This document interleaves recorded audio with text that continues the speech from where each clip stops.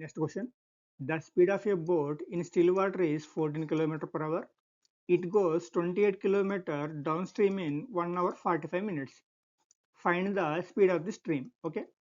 నిశ్చల నీటిలో పడవ వేగం గంటకు 14 కిలోమీటర్లు.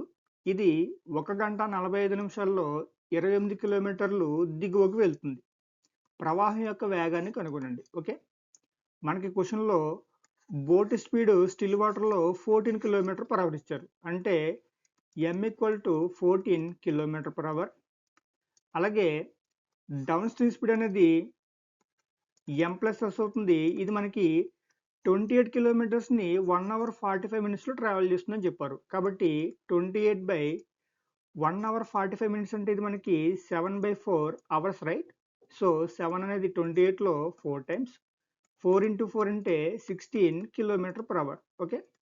మనల్ని అడిగింది ఎస్ కాబట్టి దీని నుంచి ఎస్ ఎలాగ వస్తుందంటే 16 - m, m అంటే 14, రైట్? కాబట్టి 2 kilometre per hour. Okay. So stream speed అనేది మనకి 2 కిలోమీటర్ పర్ అవర్ వచ్చింది. ఆప్షన్ ఏ అనేది కరెక్ట్ ఆన్సర్ అవుతుంది. అలా కాకుండా మనల్ని అప్ స్ట్రీమ్ స్పీడ్ అడిగితే అప్ స్ట్రీమ్ స్పీడ్ అంటే m - s అవుతుంది. ఇక్కడ m అంటే 14, s అంటే 2 వచ్చింది కాబట్టి ఇది 14 - 2 అంటే 12 కిలోమీటర్ పర్ అవర్ అవుతుంది. Okay. Next question.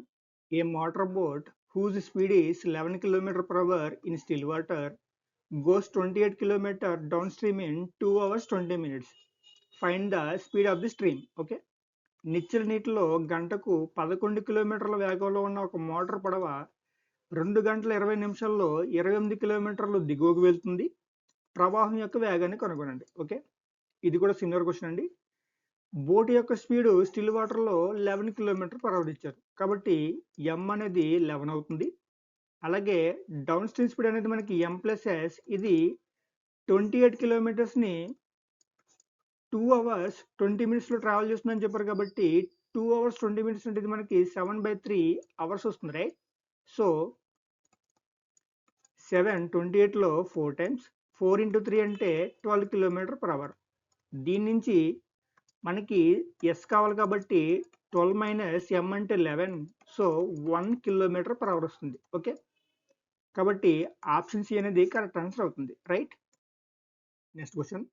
Suresh covers a distance of 34 kilometres in the direction of a river in 4 hours 15 minutes by A luxury boat and 19 kilometres in the opposite direction of a river in 3 hours 10 minutes.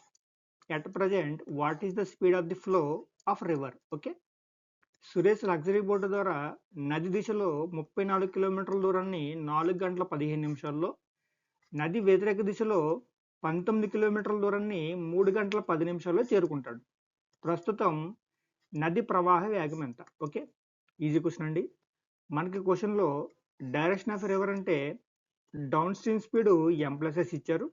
అలాగే opposite direction of river అంటే upstream speed m - s కూడా ఇచ్చారు. మనల్ని speed of the river ఎంతో find out చేయమన్నారు. అంటే S ఎంతో అడుగుతున్నారు, రైట్? మనకి speed of the river S కావాలి అంటే డౌన్ స్ట్రీమ్ స్పీడ్లో నుంచి అప్ స్ట్రీమ్ స్పీడ్ కనుక తీసేస్తే మనకి 2s వస్తుంది. దాన్ని బై 2 చేస్తే మనకి ఎస్ వస్తుంది, రైట్? సో ఇక్కడ మనకి డౌన్ స్ట్రీమ్ స్పీడ్ అంటే 34 కిలోమీటర్స్ని 4 hours 15 minutes ట్రావెల్ చేశారని చెప్పారు. కాబట్టి 34/4 hours 15 minutes అంటే ఈ 15 మినిట్స్ని అవర్స్లో కన్వర్ట్ చేస్తే బై 60 చేయాలి. 15 16ని 4 టైమ్స్ కట్ చేస్తుంది. ఇది మనకి 17/4 hours వస్తుంది. Okay. So 34/17/4 hours. 17 34ని 2 times cut చేస్తుంది. 2 × 4 అంటే 8 కిలోమీటర్ పర్ అవర్ వస్తుంది. ఓకే. ఇప్పుడు మనం అప్ స్ట్రీమ్ స్పీడ్ కనుక క్యాలిక్యులేట్ చేస్తే 19 కిలోమీటర్స్ని 3 hours 10 minutesలో ట్రావెల్ చేస్తుందని చెప్పారు. సో ఈ 10 మినిట్స్ని అవర్స్లో కన్వర్ట్ చేస్తే బై 60. సో ఇది మనకి 6 వస్తుంది. 19/6 hours, right? So 19/6 hours, 19 cancel కాబట్టి ఇది మనకి 6 కిలోమీటర్ పర్ అవర్ వస్తుంది. ఓకే. మనకు కావాల్సింది ఎస్ కాబట్టి ఎస్ కావాలి అంటే 8 - 2 బై 2 చేయాలి. 8 - 2 అంటే 2 వస్తుంది. బై 2 చేస్తే 1 కిలోమీటర్ పర్ అవర్ వస్తుంది. ఓకే.